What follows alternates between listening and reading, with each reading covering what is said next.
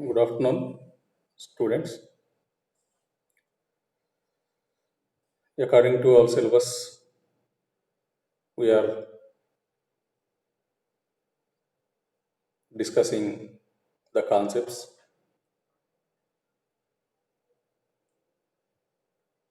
In the same way, yesterday in our last class, we covered the origin and evolution of caste system. How the caste system emerged in India and how the evolution has taken place.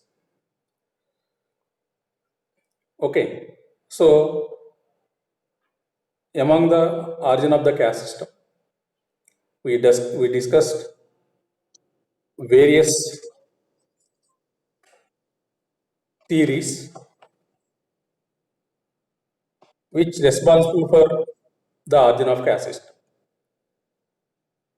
We discussed certain theories like the occupation based theory and karma and transmigration of soul theory and divine origin theory and also religion based theory and another one or two theories we discussed in our last class. According to these theories, the caste emerged and the various communities emerged and they are which extended to the various territories in India. Within the same subconcept, we are going to discuss today about the evolution of caste system through the ages. How the caste system becoming or became rigid from the flexibility to rigid through the ages. Okay. So in our last class only we discussed about the status of caste system in ancient part, in medieval, and also modern and contemporary. Okay. So when you see the caste not using the caste is somewhat it's not better, but it is a varna is better. Okay, when using about the varna ancient period, while seeing the ancient period, it is better to use the varna. Okay, so the origin of varna system you are well aware because according to the Pursukta theory of 10th mandala of Rig Veda, from the various parts of the creator, four varnas has emerged. And from the feet of a creator, the Shudras are emerged. Okay, so Shudra may be a lowest strata, lower varna, which are forbidden with various various restrictions, having certain conditions, and there only a single occupation which allotted to them is serving the upper classes, upper varnas. Okay, so from this Sudra, varna, gradually in the time period, many classes has emerged, many communities has emerged, many castes are emerged, and many subcastes also emerged. These are based on various occupations, and various theories. Okay, so how this caste system is which extended in these ages. Okay, so before Rigvedic period, you cannot find any caste system or the class system or Varna system in Indian territories, because there is a certain division you find during the Rigvedic period, sorry, during the Indus Valley. But the what are the divisions they divided, you don't know. There might be a certain divisions you find, because various things are taken place. Each and every work which is followed by a particular section of the people, because you are well aware that there is certain urban features you find, a well buildings you find, a good drainage structure you find, and a a well planned agriculture they follow, and a planned transportation they follow, because you find various granaries also. They stored food grains for future.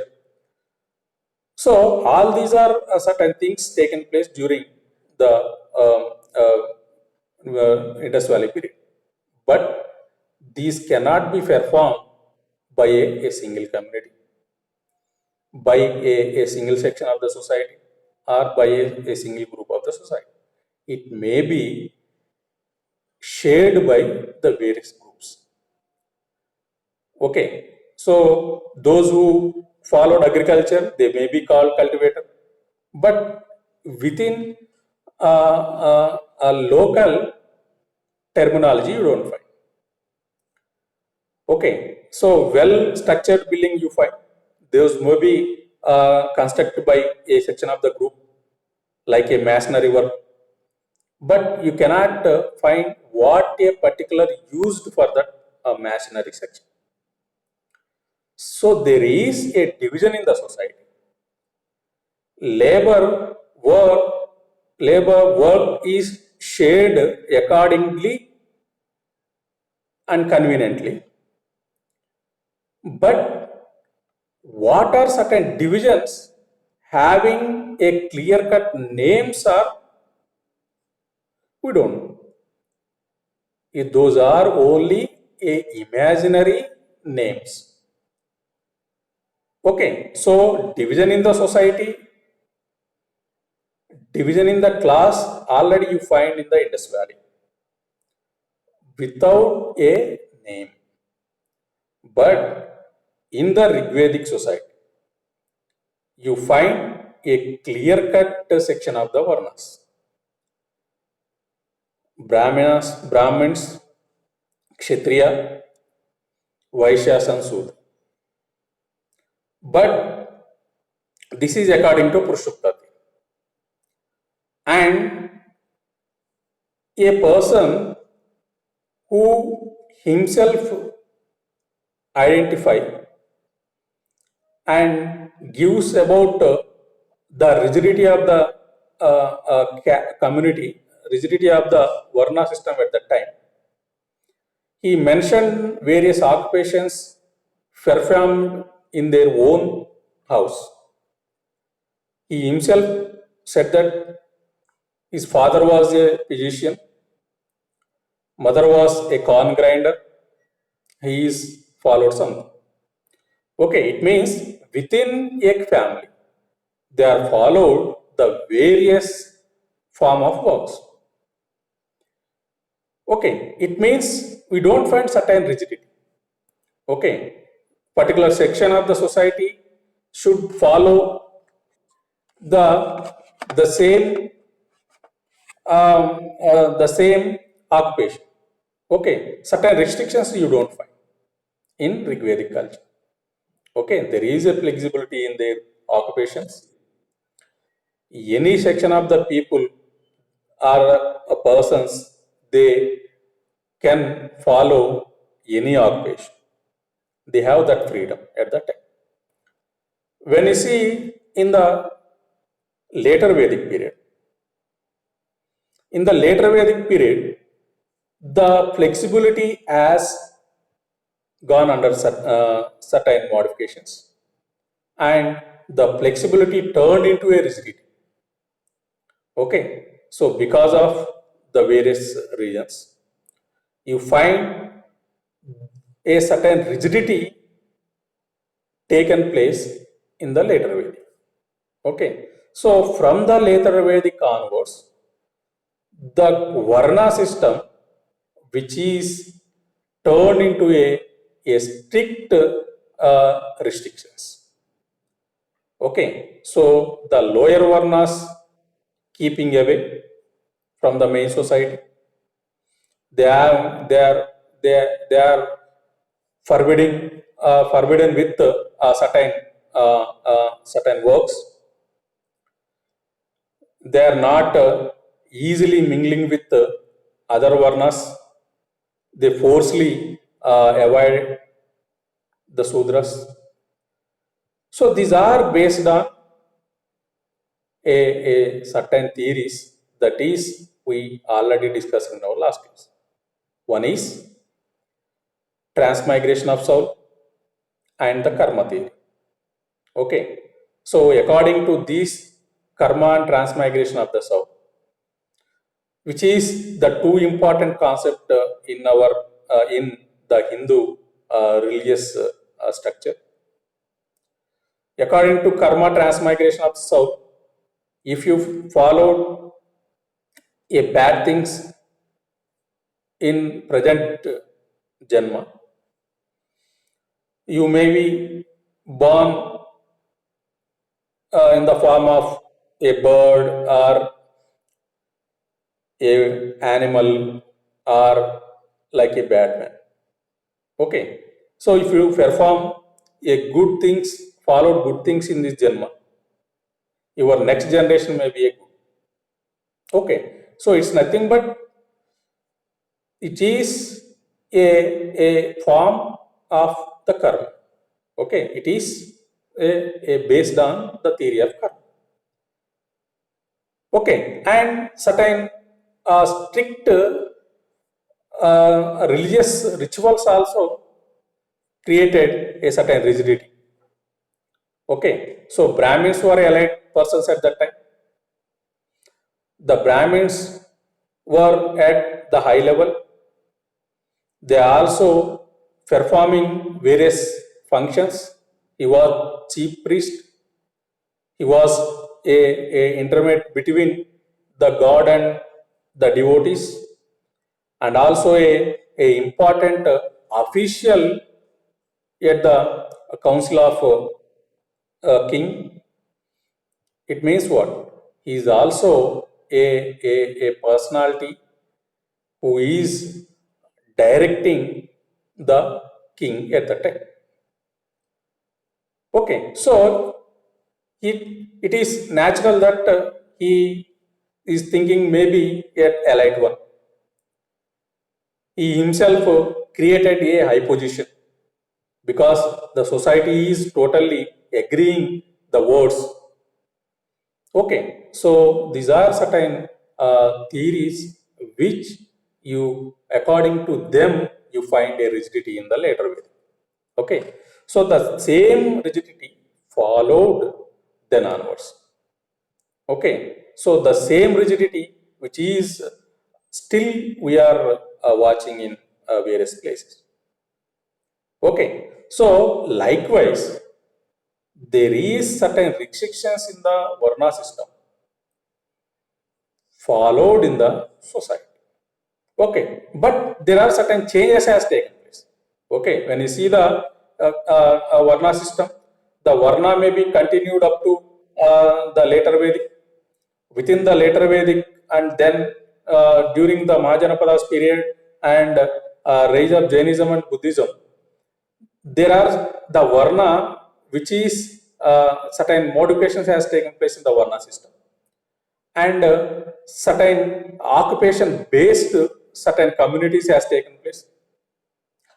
And before that, with the Anuloma and Pratuloma marriages, certain mixed caste has taken place. Those mixed classes which turn into a separate communities later. Okay, the best examples already I discussed in our last class. Okay, so with the Anuloma and Pratuloma marriages, a upper Varna female might be married with the lower Varna male, and the lower Varna female may be married with upper Varna male. Okay, so Chandala, Nishadas are the important classes emerged at that time. Okay, Chandala was the generation of a mixing of a lower male with the upper female. Nishada were mix up of a lower lower female with upper male. Okay, so there are certain changes has taken place, and due to the Anuloma and Pratuloma marriages also, the classes has emerged, new classes. And one more thing you have to observe here, that due to the foreign invasions also, there are certain new classes has emerged. Okay, so along with Alexander and Macedonian invasions and Greeks, Indo-Greeks and Sekas, Kushans, they were the foreigners who entered in ancient. So the outsiders who entered in India, who are living along with the indigenous people, native people, and there are certain the inter community or inter-race marriage has taken place. Due to the inter-race marriages, certain new classes has emerged. Okay, those also turn into certain communities and classes. And the foreign or the outsiders of Indian territories who entered in India, and sometimes they are also considered as a certain sections. Okay, so during the Macedonian invasion, the Macedonian people were called with a term called the Mlecha. Okay, Mlecha, a term used for the outside of the world, the outside of the Indian territories. Okay, so Mlecha, Chandala, Nishada, these are certain classes and communities which emerged due to various reasons. These are the important thing is here, that all these are from the Sudras only. These are called as the outcast. They are other than the Varna. Okay, so these are maybe highlighted or comes in a screen, on a screen after the Gupta period. Okay, so these are certain things which are taken place in the ancient period. So I will give you various things, what other things also happened in ancient period and medieval and modern. Okay, so the Rigvedic society was basically a tribal character. The Vedic Indians were primarily pastoral, and these holds are good for Aryans known from early parts of Rigveda. The Aryans encountered the urban population of Harappan society and ultimately conquered them in war. Social adjustment between the Aryans and survivors of Harappa society and other people naturally led to the rehabilitation of some of the surviving priests and chiefs into corresponding positions, possibly of inferior nature in the new Aryan society. Early literature throws hardly any light on process of assimilation between the Aryan commoners and those of the survivors of earlier society. It is likely that most of them were reduced to what came to be known as the fourth Varna in Aryan society. In essence, the Rigvedic Aryan society and perhaps the society described in the Atharvaveda was characterized by the essence sharp class divergence among its members, a feature which is usually found in early societies. The Shudras appear as a social class only towards the end of the period of the Atharvaveda. The Aryans, white-skinned, good-featured, and making sacrifices and worshipping gods like Agni, Indra, Varun, etc., were distinguishable ethnically and culturally from the Dasyus, who were black-skinned, flat-nosed, of unintelligible speech, not satisfying, worshipping no god, and following strange customs. Okay, so you are well known that for the black skin, a term one or two times repeat in the Rigvedic text, nothing but dasa and dasi. Okay, so the Aryans vividly used this term to a black skin. Okay, so black skinned are nothing but those are the natives of the Indian territories at the time of Aryan invasion. Okay, so the Aryans are treated the black skin as a lower class. Okay, so probably they treated them as a Shudra maybe. Okay, so around 600 BC and 300 BC, the difference between the Vaishya and Shudras were getting narrower day by day. The occupation of the two castes was practically interchangeable. The Vedic society now advanced from tribalism to feudalism. The proud higher caste Brahmin and Kshatriya began to adopt more exclusive policy towards them. The social position of Shudra underwent a change for the worse. Shudra ceased to have any place in the work of administration. The lawgivers emphasized the old fiction that the Shudra was born from the feet of the god and thus imposed on him numerous social disabilities in matters of company, food, marriage, and education. The idea that food touched by Shudra is denied and cannot be taken by a Brahmin is first expressed in the Dharma Sutras.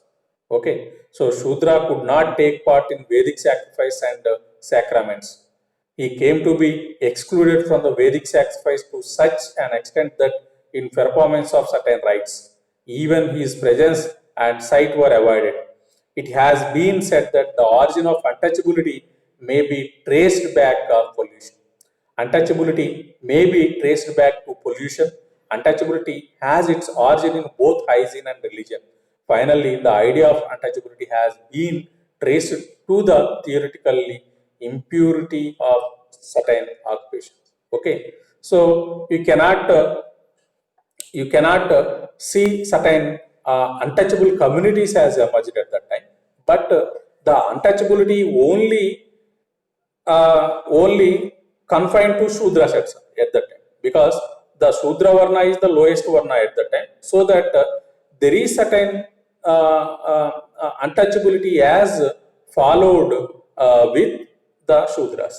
Okay, because you don't find a single communities or caste at that time, only you find the Varnas. Okay, so Shudras may avoid it, it means they may be treated as a untouchables at that time.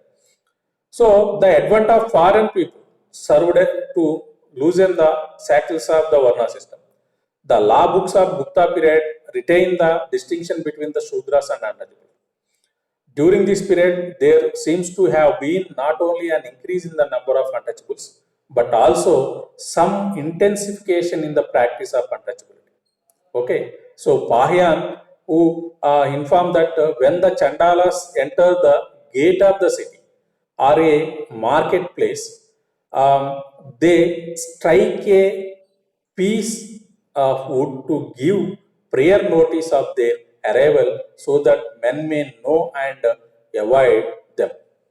Okay, so avoid them.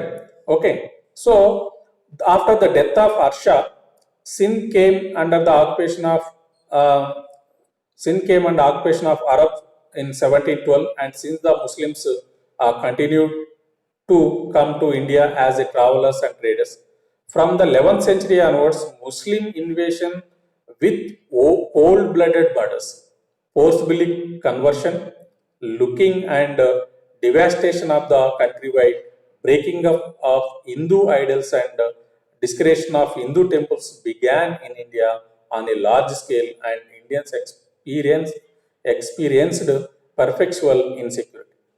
For fear of their culture being submerged under the impact of new forces, the Hindus framed rigid rules against intermarriage and intermarriage. The principle of hereditary came into prominence by 1000 AD. Pratuloma and Anuloma marriages were discouraged. The position of Shudra improved. There was improvement in their economic conditions, but intellectually they remained rather backward because higher education was largely restricted to the elite, Brahmins and Kshatriya. With continuous Muslim invasions, there was considerable effect on Hindu social system. In 16th century, there was further hardening of the caste system by early marriage to prevent the religious conversions. The Portuguese occupations of some part of India in the early 16th century gave rise to fresh conversions of Hindus into Roman Catholics. In medieval India, with the resurgence of Hinduism by Shankaracharya, and the Muslim and Christian convert freely got reconverted into Hinduism. Further, Vaishnavites and Shaivites devotees during this critical period held the torch of Hinduism. Various bhakti movements like Ramanuja, Madhavacharya, Vallabhacharya, Kabir, Nanak, Chaitanya, Tulsidas, and many others did help check Islamization of India. Okay, so many convert back to Hindu fold. So British consolidated their position in India. The Hindu social system had accumulated many undesirable features. Okay, so before going to the modern period during the colonial period, so I will give add one point to the medieval. Okay, so there are certain other communities has emerged during the medieval time when the Islam has entered in India. Okay, so after Islam entry in India, the various changes has taken place, and Sufism has started in India along with the Bhakti movement, and many Sufi saints who preached in Indian society towards the egalitarian society. Okay, so the main aim of Sufism is to avoid the inequality in the society. Okay, so during or while with the preachings of or teachings of uh, these these Sufi saints, many Hindus converted into the Islam. Okay, so those also treated as a lower class. Okay, still you find the one or two caste still as a live example. Like Dudekula is an important caste who converted to the Islam, but they are not treated as equal with the sheikhs and um, um, Sayyids. Okay, so they treated them as a somewhat untouchable, right? So likewise, those who converted to Islam also, they are not equally treated. Okay, so these are certain inequality in the medieval society at that time. Okay, and there are certain changes also taken place in Hindu structure. Okay, by the influence of Islamic culture or Islamic rituals, many changes taken place in Hindu structure also. Okay, so according to these, certain new communities also emerge. Okay, so these are certain things about at the time of medieval. Okay, when you see during the modern, the British consolidated their position in India. Hindu social system has accumulated many undesirable features. The various policies of British rules was geared mainly for the maintenance of law and order, the collection of taxes, and for keeping an unrestricted market for British goods. Their centralized administration completely disrupted the old economy of the country. The old village economy, which for long remained unaffected by the political conflicts and which had given so much strength to the caste system, became disrupted under the British. The land policy created new class of landlords and above millions in the ranks of tenants, agricultural laborers. The caste divided Hindu society, which ensured employment and protection to its various caste groups, could not effectively challenge the British policy. For the first time, caste system faced a serious challenge from its foreign rule. Okay, so during the modern period, a new religion entered in India in the form of Christianity, and the Christian missionaries, they are attracted the lower classes, particularly to propagate the Christianity in Indian society. Okay, so which gives a certain changes in the Indian society also. Okay, so new communities also which emerged due to the Christian missionaries. Okay, so already in our last class in other syllabus of the paper, we discussed about the emergence of middle class, merchant class also. Okay, so the middle class, merchant class also is certain classes which emerged in the Indian society. Okay, likewise certain changes has taken place. Okay, so Western education and social reforms brought abolition of untouchability. These movements had an aim of cleansing the Hindu social order of some of its undesirable features, narrowing down the caste distinctions, changing the attitude of high caste people towards the untouchables.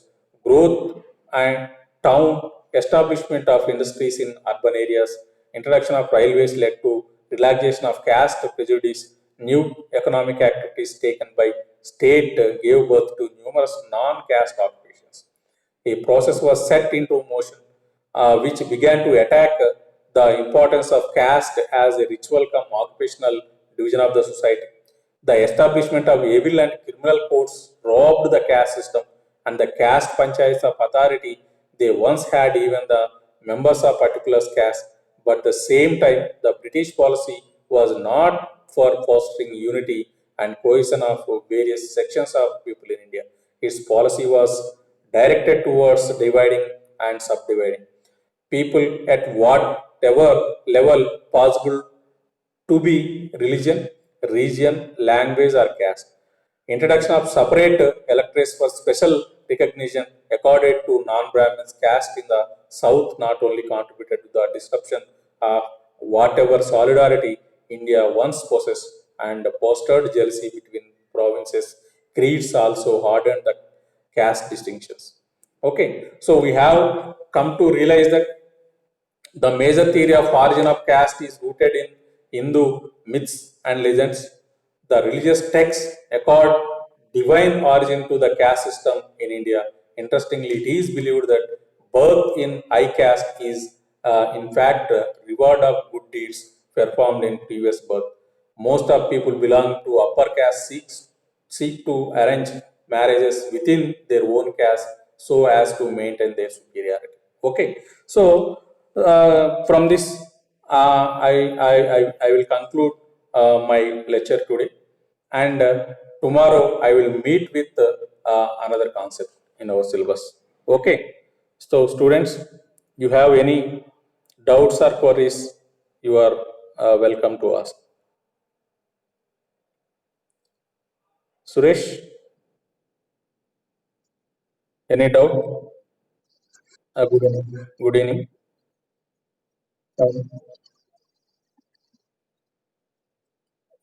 ఇక college అయితే ఇప్పట్లో కష్టమే, ఇక November తర్వాత. ఉమ్.